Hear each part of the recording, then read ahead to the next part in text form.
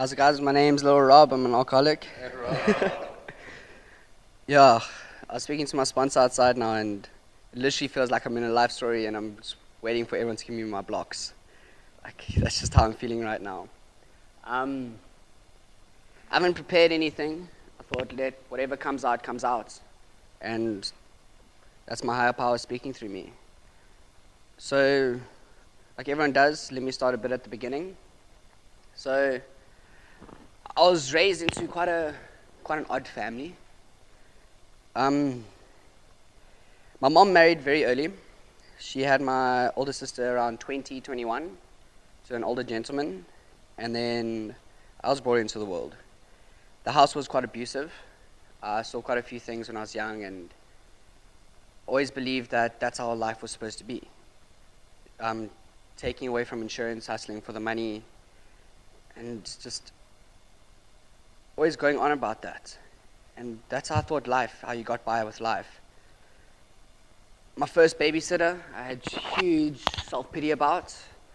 I figured out only a few years ago that my first babysitter was actually a kidnapper. And then eventually, my mom had enough of that life. She packed her bags, and she wanted to take us. And I can still remember that night very vividly. I was about 4 years old, and my dad was very abusive towards her. And from then, my mom told me I'm now the man of the house, and I have to look after everyone. But then a few months later, she met another man. And that's where my first thing of fear of rejection came and abandonment, because she started spending more time with this man. And I thought, but why isn't she spending time with me now? I'm supposed to be the man of the house. I'm a kid who's a stranger. And I can see it from an early age by looking back that where the ism comes in, because whatever I believed was right. If I said the sky was purple, the sky was purple. If I said I planted those trees down that driveway, I planted those trees down that driveway, even though if I've never been there before. But no one could tell me anything. And my mom would always tell me, like, why are you lying? Just tell the truth. It's like the smallest petty lies, like putting the lid on the top of the toothpaste, not showering, not just doing random things. But it was just so much easier for me to lie, because I was scared of being punished. I was scared that my mom wouldn't accept me, that I wouldn't be the son that she wanted. And then at a young age, I was diagnosed with ADHD, or ADD, but you can say the doctors were half right, because I was actually ADD ICT. And I was put onto, now you guys get it. And by the age of 5, I was put onto Ritalin when I was in kindergarten. And ever since then, like, I always felt a little bit separate from everyone else, because I was that kid that didn't have much in the beginning. But now, the man my mom's just remarried, he's starting up a business in that, and I went to private school. But now I'm used to going to friends that didn't have much, and these kids are having their PlayStations, they have Game Boys, and they got the nice toughies when I've got the scruffed up toughies. And it was a bit of a Catholic school as well, so it was big about religion. And I can remember since an early age just to try fit in. From like 5 years old, I used to bring my pocket knife to school and like pretend to like fix on the tractor, and always just constantly trying to be different to people. So people would be like, wow, look at that guy, he's got something going. From a young age when I look back. Even the mischievousness was there. Because when I finally got my first Game Boy in grade 0, like, you weren't allowed Game Boys at school or anything. But I'd be sitting underneath the desk playing during class, like, Carl, the teacher can't see me.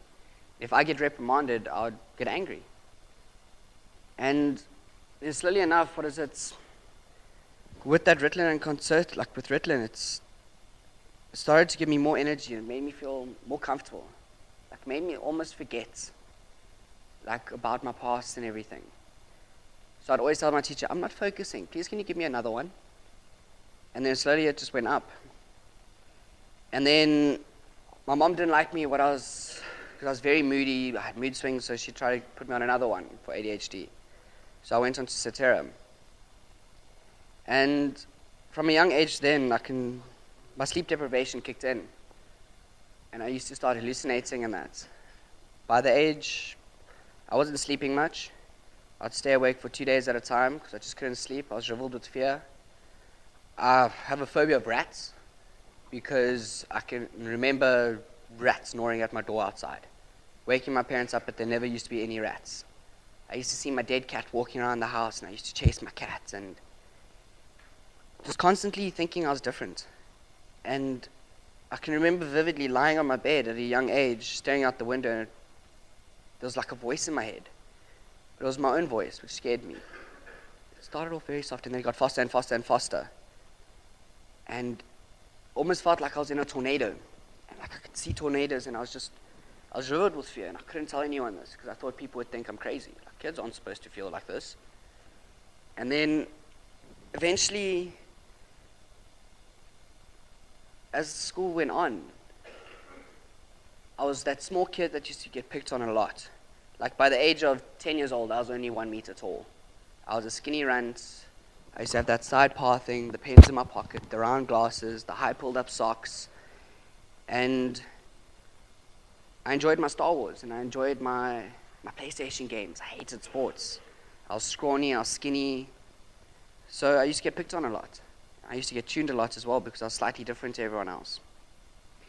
But even then, like I could see that my teacher tuned me heavy because we were supposed to have reading time. But even back then, I wouldn't read. I'll just have the book up and I'll be drawing. And I had the same book, which was probably 23 pages for the whole year, because I just refused to read. And then the one day, I decided, you know what, I'm tired of being picked on. So I started fighting back. And that's where I can say one of my first defects of character came out, was that if someone got angry with me or came at me, I would get aggressive. Try to show people that I'm not someone to be picked on. And then that slowly happened, and I started fitting in with the cool kids. And then I started taking my sport more seriously, and then I became a very good hockey player and long-distance runner. And I basically fixed on that attention. Like if I did not come first, I would kill myself. I had to be number one all the time. I used to get my mom to drop me off early hours in the morning, and I used to go run, train, go on the AstroTurf. I dedicated myself to my sports. But then, slowly, what happened was the teacher turned around to my mom and said, "No, I think your son's mentally retarded. I think you need to take him to a special needs school." And my mom wouldn't have that. So there I went to another school. And in this school, I was like, I'm not going to be labeled the geek anymore, the nerd. I'm not going to be picked on. So my first day there, I walk in with this huge arrogance, and in grade 6, and I start just dissing everyone. Because I think that's the way I must get approval. And then trying out for sports and dedicated myself in sports. But then now, the difference with this school was an Anglican school, not a Catholic school. So in the other school was, if you weren't Catholic, when everyone else went to RE, you had to color in pictures, which I didn't like. I felt different. Like, those people walking down with the priest and the altar boys and everything, like, I wanted that. It looked cool. Like, I didn't want to sit on my knees for 3 hours and pray. So at this school, I had the opportunity to. So I became an altar boy, just because I never had the chance to. And then that's when my drinking started to pick up, because I realized this wine's actually quite nice. So I thought, you know what, I'm in the vestry when everyone else is in chapel. I can take a few swigs now and then. If I'm in the church at break, no one's going to question it, because I'm an altar boy. So my swigs started to get bigger and bigger. And from then, I can remember going into classes drunk. But at the same time, I was still on my Ritalin and Concerta because I had an ADHD problem. But at that time, I didn't want to. I started hating the medicine because if I didn't take it, I felt like a zombie. My eating went out the window and everything. And I went mainly on the sherry, because I enjoyed the sherry. And then when high school came, high school, I found my first substance, my first street substance. And my justification for using it was, everyone has to try at least once in their life. Like, why don't I do it early? And I tried it, and I just felt like me. And I told myself, I'm never doing it again. 2 days later, I'm in the same spot, smoking it. And then it just started picking up. And from then, I used to just fix on my schoolwork and everything, try and make my parents proud. Like, my sister's the duck scholar, My baby sister's this daddy's little princess. I got the middle child syndrome. So I always never thought that my family accepted me. I felt like the black sheep of the family, or how my friends would say, the psychedelic sheep of the family. So I constantly try to get their approval. And when my sister got something, I'll throw it in their face. Meanwhile, I didn't ever think about it that my dad gives me everything. He gave me everything, but I just wasn't willing to see it because it's not what I wanted. He would always pay me, he always gave me PlayStations, bikes, new sports gear. But somewhere deep down, I never wanted that. I felt like he was trying to buy my love. All I wanted was that kiss goodnight, that hug hello, like what he did with my sisters. But not did I ever once realize until recovery that they used to get up and go give them a kiss goodnight and a hug goodbye. I felt entitled that they had to come give it to me because I'm the kid. And they need to show me love. Like there's that saying, it takes two to tango. But it takes one person to ask for their hand. And I always said they need to ask for my hand. Because they're the parents. And then from that, I started dwelling on that. And it's just, whenever I used or drank or something, it just went away. And then eventually I started thinking at 13, if I like this substance, what will the other school kids feel about the substance? So I slowly started getting them to get into it. And that's when I started bunking school. I started bunking classes. My grades went down. But I was the main O now, because if someone wanted to have fun, they had to contact me, and I was getting money. And by that time, I was isolating myself heavy from my family. My family was worried about me. They didn't know what was going on. And then in about grade 9, I found another substance. And I didn't like it. I didn't enjoy it. It put me too much in my head. My friend's mom gave it to me. And then later on down the line, we got busted at school. And huge legal actions got taken. And my family was distraught. But still in my arrogance, I'm thinking, yes, I'm going to murder that oak because he snitched on me. Not thinking that I'm doing anything wrong. I was doing the right thing because I'm having fun. I'm feeling more like me. What's their problem? Why can't I just do me? But meanwhile, I was stealing already. I was lying, manipulating my parents, manipulating my friends, manipulating the system, I thought.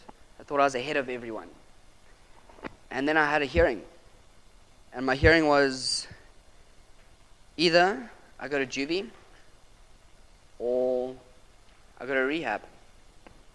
So I chose a rehab at the age of 14, which was an outpatient treatment, which I was on house arrest, basically, by my parents and everyone. And I went to this place for about 4 hours every day. So what's your inner problem? Have that self-awareness. Here's a djembe. Let's work on your impulse. And I didn't enjoy it. But I thought, if it's making everyone else happy, then I'm okay. When this all goes down, I'll just continue what I'm doing. So in there, I actually got homeschooled. And then I thought, with my arrogance, I'm going to show this private school. They took me away. They said I was mentally retarded. They said this. I'm going to study my ass off to prove them wrong. And I went and wrote the exams at the school, which I felt very separate and apart from. Everyone was in school uniform, and here I'm in my baggy clothes. They're all going into the hall. I go into another little class, and the principal's always sitting and watching me. And I aced the exams. I got many distinctions, but I thought that was going to make me happy, but it really didn't. I thought showing them would make me happy. But I was just like, okay, whatever. How's this going to prove anything to them? I'm still the one not knowing where I'm going to go to school, and I'm 14 years old. And then my family pulled some strings and got me into a boarding school because I love the outdoors. And I went into this boarding school, and same ocean. I don't want to be picked on. It's boarding school. I've heard stories about boarding school. Yes. I'm not going to be that one to get pushed around. So the first day I get there, I decided, let me pick on them a trick. That will show them. And I got my ass handed to me in the dormitory with the whole hostel watching. And then, by that time, I thought street drugs were my problem, I was in rehab for street drugs. not pills and alcohol. So then I thought, you know what, I'm on a probation here at this school. So if I drink, if I use a street drug, I'm expelled straight away. I don't get a hearing or anything. And I don't want that. So I befriended the nerds and the geeks for the first time and tried to keep below radar. But I still dedicated myself to my sports and everything. But still then, I didn't have a relationship with my family, even though they were trying. My mom would phone me and I just got off at it. How dare you send me to boarding school? You don't love me. Could have picked a school close by. What about D? This. You give them the best education. And it was just fueling me. But in that time, I was still taking my Ritalin and Concerta, and I realized if I took more of this, these feelings go away.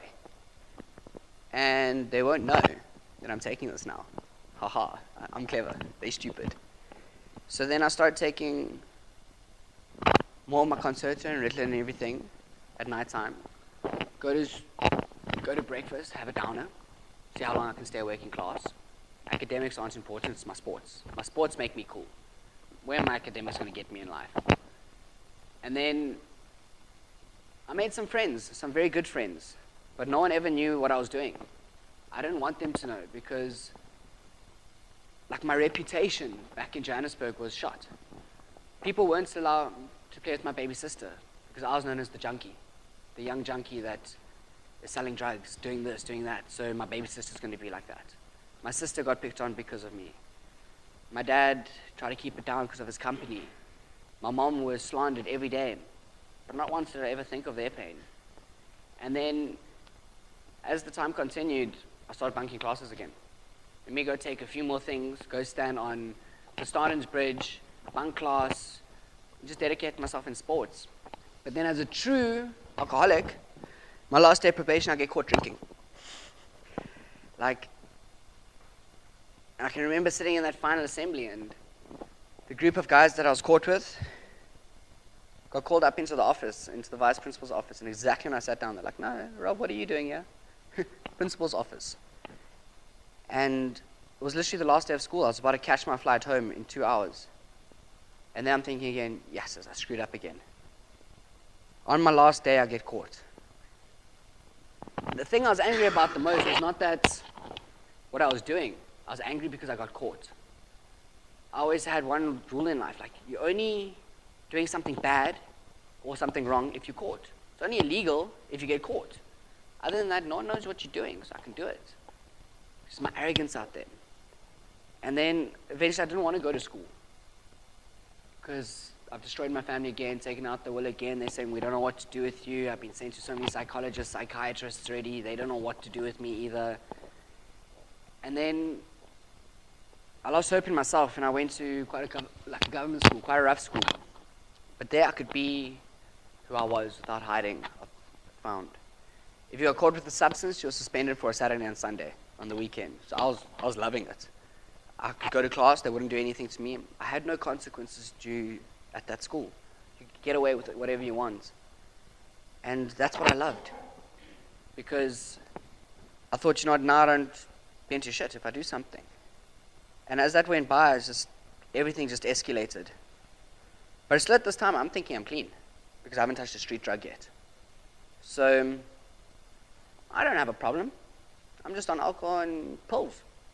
I haven't touched a street drug yet. I'm clean. I'm 2.5 years clean. I'm believing. And then my family had enough of me after matric because they found out that I'd never be where I said I would be. My bike's broken down somewhere. Hi, Mom, can you fetch me? Aren't you at your friend's house? No, Mom, I'm on Louis Vuitton right now. No, Mom, I'm in Hillbrow right now. No, Mom, I'm down there in Boksburg. You're 100 k's away where you said you're supposed to be. Why aren't you there? But I'd always get angry because why is she questioning me?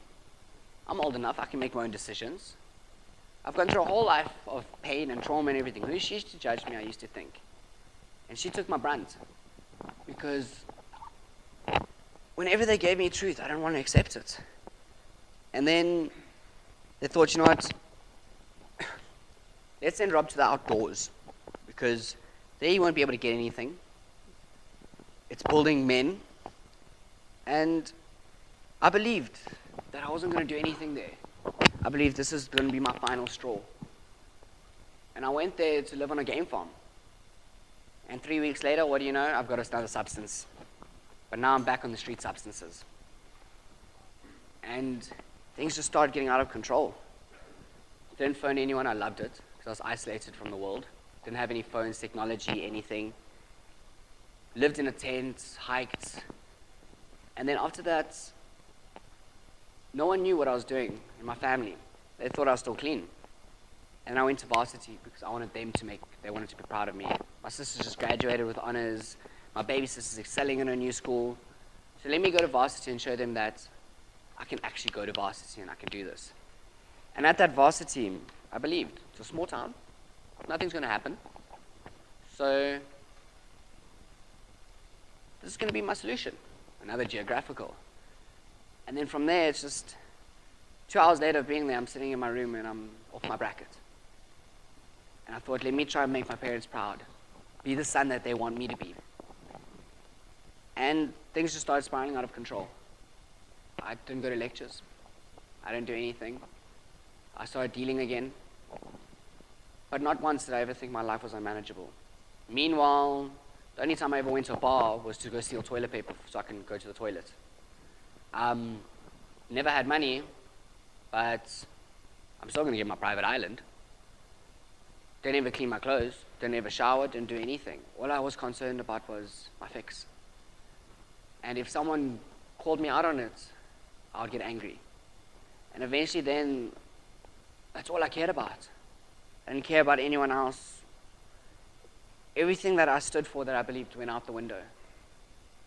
But meanwhile, I'm still thinking I'm an amazing person.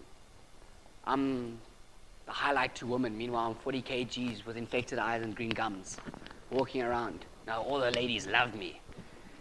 But then take it personally when they reject me. You'll never find anyone like me. Like, yes, you don't know what you're missing out on. Like, come on, I got a beanbag you can sleep on. That's all I have, but yeah.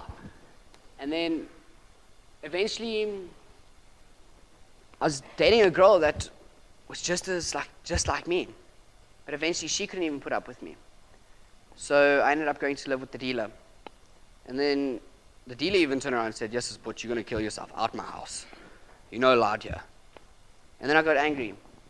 So then I'm tired of being a runner, so I'm going to start doing my own stuff.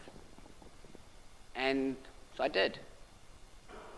But then I broke the number one rule, they say. Don't get high on your own supply. But meanwhile, during that whole year, I didn't think I was an alcoholic at all. Not once did I ever touch alcohol. So no, alcohol's not my problem. But during that, I'll be like, hey, this substance is the problem. So it's this one. No, this one's the problem. I need to go back to this one. This one, this one. I always had to keep hold on to something. I can never stand the way I was sober. And then, eventually, my world crumbled there. And my parents told me, okay, you need to come on holiday with us. And this is the first time in a long time my family said, we need you home. But meanwhile, they think I'm still clean. So in my head, I'm thinking, how am I going to pull this off? I'm sitting in a room with a couch full of rat crap. I haven't got any clean clothes. My parents think all the money they've given to me has gone to my education and to my clothes and my bike. My bike's screwed, it's written off. Wait, where do I park my bike? They expected me to drive up on my bike. Where's my bike? I couldn't remember anything. And my one mate literally packed my stuff and she threw my stuff into her car and said, come, I'm taking you to PE. So your parents can pick you up. And I can remember sitting in there and in the car with my parents, and I was fully loaded up on nearly, but I was shaking with fear and anxiety. I don't know what was going on. The thing that took it all away it wasn't working anymore. It really wasn't. And then that December was a blur. And then eventually I got brought to my rock bottom. My family called the cops on me.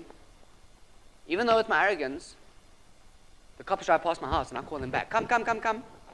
They're the ones wrong, arrest them. Meanwhile, they threatened to kill my dad. I've just stolen all their money. My baby sister thinks I'm going to kill her. But no, I'm right, they're wrong. And by this time, they kept trying to get me back into rehab, and I didn't want it because I didn't think it worked for me. I thought I was a lost cause. I was hopeless. And then the cops gave me an ultimatum because I tried to convince them with my brilliant manipulating skills that I'm clean, so I haven't done anything wrong. And then they've said, okay, if you're clean, we'll drop you off somewhere, and tomorrow meet us there, and we'll test you. And if you're clean, we'll let you go. If you're not clean, you're going to Chucky. And by then, I was riddled with fear. That night, I realized I lost everything. Meanwhile, I've been that person to pick up stone pieces on the ground before. I've been that person to hustle for the money, but walking up and down in the shadows of that bar, just looking and thinking, only if I can get some money, only if I can get some, like a little cigarette. I was too scared to. And eventually I walked to a bridge because no one wanted me around anymore. And I can remember clearly just saying, I don't care if I don't have a house. I don't care if I don't have a phone. I don't care if I don't have anything. I just don't want this life anymore. Give me a sign that I'm actually worth something. Give me a sign that I can get a better life. I don't care what life it is, just not this life.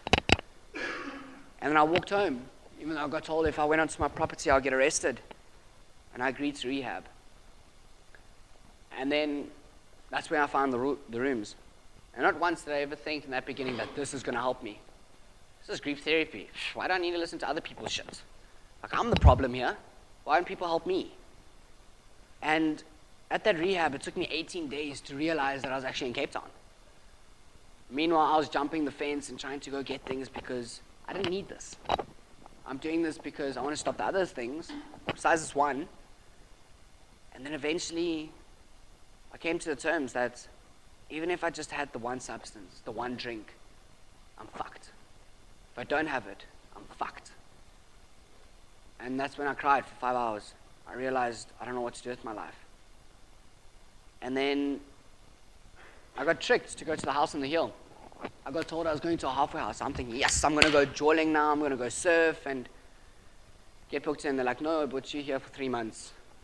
So I was angry. But I isolated it. I didn't want anyone to know. And at that place I got concerned for complying. I don't know what complying is. What's complying? So I went around and asked people and everything. People told me what complying was, but I'm like, I'm not doing that.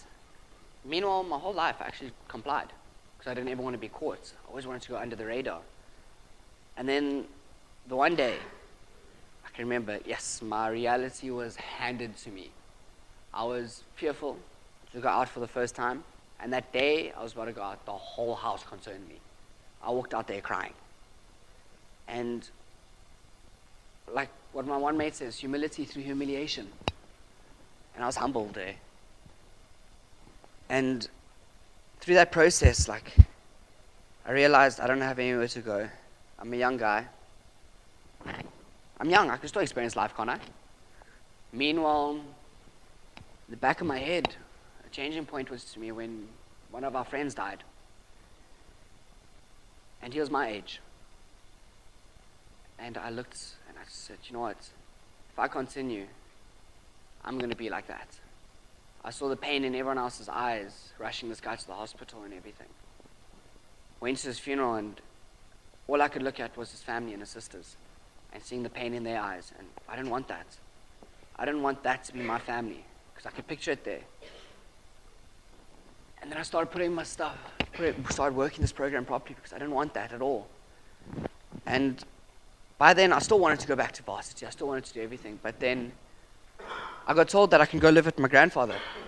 And I can remember the one day my sponsor turned around to me and said, Rob, if you go live with your grandfather, you're going to be his bitch for the rest of your life and you're going to relapse constantly. And my eyes just shut up going, I don't want that. So I said, do what you want. I'm giving it to my parents and you guys. So I can't go live with my family because they live on a wine farm. So I got told to go to the halfway house. And at that time I got told young guys aren't allowed back in the halfway house. But I was given the opportunity to. So I took it. Which I see as step 3. And through this process, after even a few months clean, I didn't think it was my higher power doing this for me. Not once. I thought I got myself here. I'm controlling my life now. Pushing step 1 away. And then I dropped my phone. Riddled with fear. First thing that went into my head was that mental obsession. And that's the day I realized that all I have is my program. That's the only thing I can work is my program. If I don't work my program correctly, that one promise of that mental obsession will be taken away. The one thing I can't do for myself will come back. And I exposed it straight away to my friends because I didn't want it. And then in recovery, I've experienced so many things. I look back and I can't believe how my life has changed. I have friends. Yeah, all of them are bullies, but they're my friends. But in my head, my thinking goes, I'm young. Why not chill with people my age? But then that's when I know it's my disease talking. Because people my age, majority of them are doing what? And what I've learned from the older guys was, I've learned stuff about business. I've learned things about kids. Seeing my friends with kids and helping them look after their kids. I see it as it's something I wouldn't have learned. And one thing I take from everyone in the rooms, especially people that have walked this journey longer than me, is that I don't need to experience what they've experienced because they've done it for me. All I need to do is listen. I don't have a family or wife and kids. I don't have a home that I'm paying for. I don't have a car. I don't have a massive corporate job. But then everyone in here sitting here has lost it. And that's what I see. Why don't I just take their experience and listen to them? Because they're actually doing something right. They've lost everything, but they're happy with themselves. And that's what I want. And when they say gifts of recovery, like a wise Canadian one once said, don't determine the gifts of recovery. Don't have any expectations. And one thing I heard in this share, in this meeting the one time was, I have a full battery on my phone constantly. I have a phone that works. I got airtime. Every day. I got a box of smokes. To me, I never had that. I have friends that love me, that concern me, that call me out of my stuff. I never had that. I have a job where my boss trusts me, where he will let me take boards and go help other people, customers, with their lives in the ocean. Not once would anyone ever give me that. And with that, I constantly thought, why isn't my family speaking to me still? They must accept me now. Now I'm clean. So I made a thing that every night I'm going to message my dad, good morning and good night, and I love you. Did it for 3 months religiously without any reply. Then the one day I got a message from him saying, please don't send me these messages. I don't want them from you anymore. They just sound, they have no meaning. And that killed me. But it made me realize that I am powerless over people. I'm powerless over his healing process. For 15 years, I destroyed this man's life. He adopted me and took me for everything. But I took everything for granted. And now since I'm better, he must be better and he must forgive me. I realized it doesn't work like that. And this program, I've seen so many amazing things. What gives me hope isn't what I've received, the happiness I've received. It's seeing friends get their kids back, seeing friends get their family back, seeing people getting clean. And that just warms up my heart. That huge round of applause when everyone just gets that 30-day chip, or when that newcomer comes in. That hope, because I know sitting here, everyone was just as hopeless as me. And if the person 10 years clean, 50 years clean can do it, why can't we? All I need to do is listen and do what I'm told. Even though I can be quite self-reliant sometimes, I know that fully, but it's not right. Because sometimes I still think I know better, when I really don't. And that's when I've realized it. When I realize I know nothing, that's when I reach out for help. When I'm in stress, I reach out for help. What helps me every day, though, is my friends and the fellowship. Because in work and everything, I try to share my stuff with people that are out of program and that they think I'm mentally retarded or insane. But the minute I share my madness with someone in the house, or with my friends, they just laugh and they say, I relate. But hey, I'm going to one-up you. This is what I've done. And I feel comfortable. Like, why must I search for something that destroyed me? Alcohol promised me heaven, but took me to hell. It took away my friends. It took away my family. This program has offered me heaven, plus more. And that's what I've seen. Just those little selfless acts, helping that newcomer, Still to this day, if I see someone picking up stompies on the side of the road, I'll go up to them and give them a cigarette. Because I know that struggle. I saw a guy the other day, in his 40s, I ended up having a chat with him. I saw him rolling up BB and Boxer in newspaper, and it took me back. And I just went inside and I just gave him a whole packet of Rollies and said, here, bro, enjoy this. I know what it's like. And that makes me feel better, because not once in my life did I ever care about anyone. Not once in my life did I ever call anyone out. But only in this program have I realized if I don't call people out, I'm allowing them to commit suicide, slowly. And I'll be sitting most probably one day, or maybe not, at their funeral, like I have done for 2 of my other mates. Which is one thing I don't want. The biggest thing for me is I want what people gave me, I want to give back to other people. Because there was that hope. And that's what I love about this program. It's like my one mate said, the best thing is seeing when someone's eyes change color. They light up again, that skin changing color. They're getting a bit more meat on their bones. I just love seeing that. And then even with jawling, I never thought you could jaw sober. I never did. But whenever I see us partying sober, all I do is sit and watch people. And I think, what would that person be doing a few months ago? No one would be on this dance floor. People would be in the bushes, the car, the toilets, or passed out over there. But meanwhile, everyone's just having fun. And that's something I've never experienced before. And that's what I'm so grateful for, because I see dancing sober. It's humiliating myself, but I'm humbling myself at the same time, because I'm saying, I don't care what you guys think. I'm having a jaw. I don't care if you judge me. I read a quote the other day that says, I accept myself for who I am. I accept my beliefs. If you don't accept me, that's not my problem. My side of the street's clean. And that for me is so powerful. It's the first time in my life, I don't care if someone judges me. I'll walk up to someone, and someone will come off. Like, people, I don't know why, but people in the surf shop constantly come ask me where they can buy drugs. And I look at them and I'm like, dude, I'm a drug addict in recovery. I'm not going to tell you. And people are shocked and bugged, but I'm thinking, why are people asking me now? Like, why? Do I look like it still? Am I still a skinny little crapping shit? Like, do I look skinny? But then I thought, maybe it's the psychedelic trance playing in the shop. So, it's just, for once I can just feel comfortable with myself, and I'll tell people off.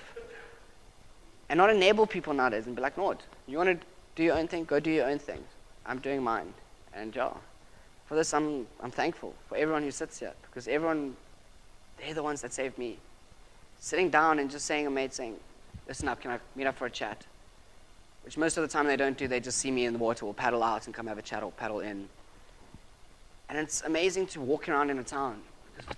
3 years before this, I went to little beach towns.